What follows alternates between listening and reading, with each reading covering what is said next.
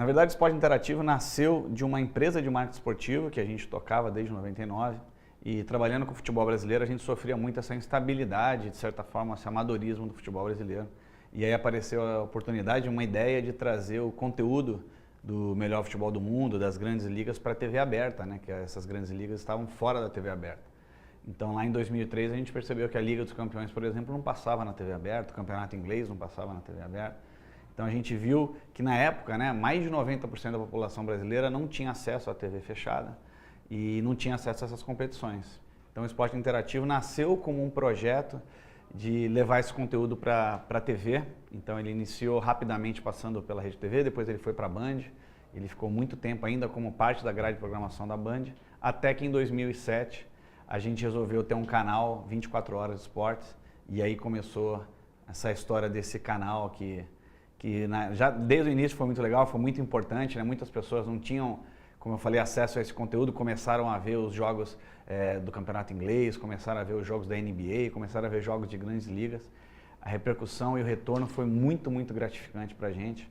Desde o início a gente percebeu que a audiência era muito grande, tanto que as redes sociais começaram a explodir de gente que acompanhava, que era fã do esporte interativo.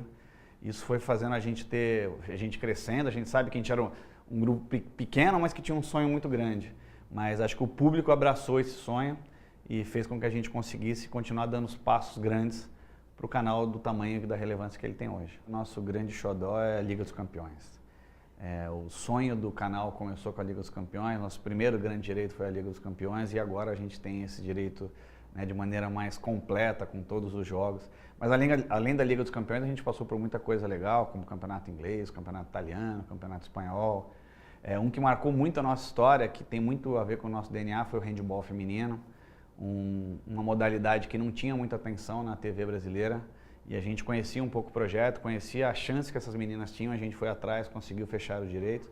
A gente passou o Mundial de 2011 aqui no Brasil, que elas chegaram perto, bateram na trave de ir para a semifinal e depois com um grande título, né, 2 anos depois, em 2013, que esse tem um carinho especial por todo mundo aqui no esporte interativo. Mas assim, são muitos direitos que vão e que vêm, né? Os direitos eles se renovam geralmente a cada 3 anos e a dificuldade que tem hoje é a concorrência que está muito maior, né? Como eu falei há quase 10 anos atrás, quando a gente começou a pensar nisso, a concorrência era muito menor, tinha menos canais de esportes no Brasil. Hoje está todo mundo olhando muito mais para isso, a TV fechada cresceu muito no Brasil, então os valores cresceram, o interesse cresceu muito. Então a dificuldade que tem agora e vai continuar tendo é isso. Então eu acho que o desafio que você tem hoje é como você consegue, ao ter um direito, conseguir dar resultado, conseguir dar audiência, conseguir rentabilizar para que você possa comprar de novo, possa renovar, provavelmente por valores maiores que você comprou anteriormente.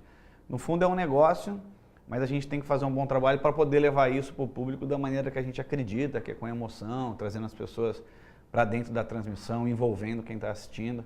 Essa é parte da nossa missão e para conseguir chegar na nossa missão a gente precisa fazer esse trabalho bem feito. A gente sabia que os direitos da Liga dos Campeões para esse novo ciclo não ia ser fácil conseguir. A gente até então era detentor dos direitos de apenas um jogo por rodada, né, e agora a gente sabia que esses direitos iam ter uma disputa muito maior, a gente sabia que os valores iam crescer, mas assim, acho que o desafio, muito mais do que o dinheiro para você comprar o direito, é você conseguir pensar quanto que você vai conseguir fazer ao ter esse direito. Então, se você acha que nos próximos 3 anos você vai conseguir gerar uma receita de 20, isso faz com que você possa pagar 15. Se você acha que você vai gerar uma receita só de 5, você não pode pagar 15, você vai ter que pagar 3 ou 4.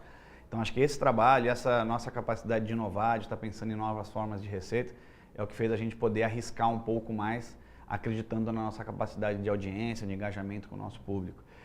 Claro que a Turner foi importante nisso, né? A gente hoje faz parte de um grupo que tem uma capacidade de acessar capital mais do que a gente tinha como um player, né, isolado brasileiro aqui.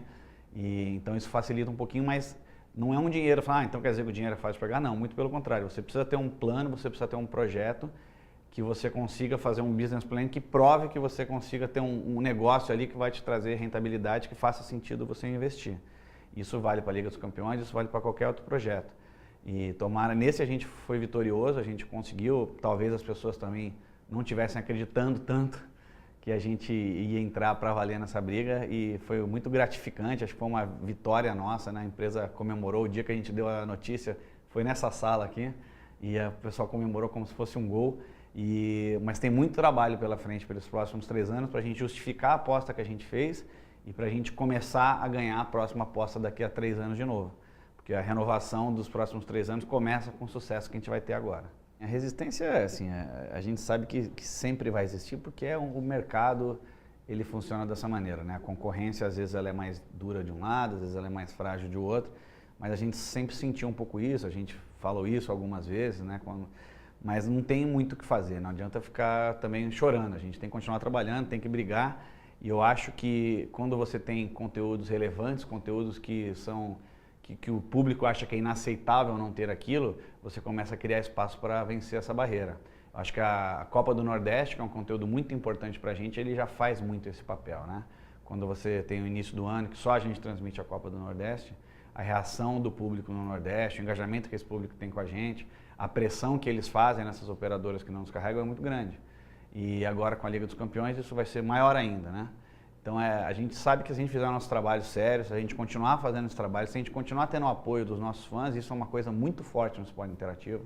A gente tem um Facebook hoje que tem mais de 10 milhões de fãs. A gente é a página de esporte com maior engajamento no mundo, né? Maior que a página oficial do Barcelona, do Messi, do Cristiano Ronaldo, porque a relação com o nosso fã é muito forte, porque o conteúdo que a gente leva para eles é muito relevante, porque a forma que a gente leva o conteúdo para eles é uma forma que deixa eles muito próximos da gente. E quanto mais forte for essa relação, maior a possibilidade da gente vencer essas e as novas barreiras que vão aparecer. Então é claro que ela existe, é claro que o mercado entende mais ou menos por que isso acontece, mas do nosso lado, e eu particularmente do meu lado de conteúdo, eu tenho certeza que se a gente fizer nosso trabalho bem feito, continuar fazendo as coisas do jeito que a gente vem conseguindo fazer, essas barreiras vão ficar para trás e vão ser apenas mais uma página virada da história. Eu acho que o brasileiro ele tem uma característica muito peculiar, assim, né? Eu costumo falar que o brasileiro ele gosta de 2 coisas, ele gosta de ganhar e ele gosta das histórias que ele se engaja pelo sofrimento, né? As histórias que ele se engaja pela superação. E o esporte tem muito isso, né? O esporte consegue trazer essas 2 coisas. Nem sempre a gente ganha, mas essa superação e esse engajamento com a história o esporte consegue trazer. Então, eu acho que se tem espaço ou não para outro esporte, eu acho que o handebol conseguiu provar isso, né? Um exemplo que é bem forte, assim. Acho que ninguém apostaria antes que o handebol daria as audiências que a gente deu, que o handebol teria a atratividade que teve com a transmissão que a gente fez. Porque aquele time era muito, muito bom, porque aquele time era espetacular, porque aquele time fazia o brasileiro sentir orgulho. Mas se você voltar na década de 80, ver o que o Luciano do Vale fez com a Bandeirantes, por exemplo, no Show do Esporte, o Luciano do Vale conseguiu fazer o Brasil parar para ver jogo de sinuca com o Rui Chapéu, ou fez o Brasil parar para ver o Maguila lutar. E eu era moleque, era mega fã do Maguila. Eu lembro de viajar para fora do país e ficar ligando para o meu pai para saber se o Maguila tinha ganho, não tinha ganho. Então, assim, criar essa relação, essa demanda com o esporte, com o ídolo, isso acho que é o dever do canal de esporte. Então, essa demanda existe, o povo ele quer assistir mais coisas. E não é só futebol, exemplo Luciano do Vale, exemplo que a gente fez com o handebol. Mas é preciso apostar, é preciso acreditar e é preciso construir esses ídolos. Não é só você passar um jogo na TV, é você mostrar para o público qual é o interesse, quem são os personagens, qual é o engajamento que aquele cara tem, qual a relação de vida que aquele atleta tem com quem está assistindo também, quais os paralelos que fazem o cara se ver naquele ídolo ali, e aí sim você consegue ter um produto relevante. Eu acho que tem muito esporte, poderia ter mais espaço na TV, e sim, é claro, os direitos eles são mais baratos porque a concorrência é um pouco menor. Claro que o handebol, por exemplo, a gente foi lá, fez, construiu, na hora de renovar, a situação mudou. Mas eu acredito que tem muita coisa por aí que hoje as pessoas não estão olhando com o devido carinho, que a gente também está em cima e está olhando, mas que tem espaço na TV aberta, na TV fechada, na internet, enfim, tem espaço para ser consumido aí pelo fã de esporte. A criação do Esporte Interativo Nordeste foi uma das coisas mais legais que aconteceu na nossa história, né? O Brasil é um país continental e os canais de esportes acabavam falando naturalmente mais do eixo Rio-São Paulo, de repente de Sul-Minas um pouquinho, e até por falta de tempo na grade, assim, o Nordeste acabava ficando de lado. E você tem 55 milhões de pessoas que moram no Nordeste, que são fanáticos pelos seus times, acho que o fanatismo do nordestino pelos seus clubes é algo que todo mundo conhece. E não só isso, né? Tem muitos nordestinos que moram fora do Nordeste, né? São Paulo é um mundo de nordestinos que torcem lá pelos seus clubes. E eles não tinham como ver os seus times jogar, né? Eles não conseguiam assistir um programa esportivo que falasse sobre os seus times.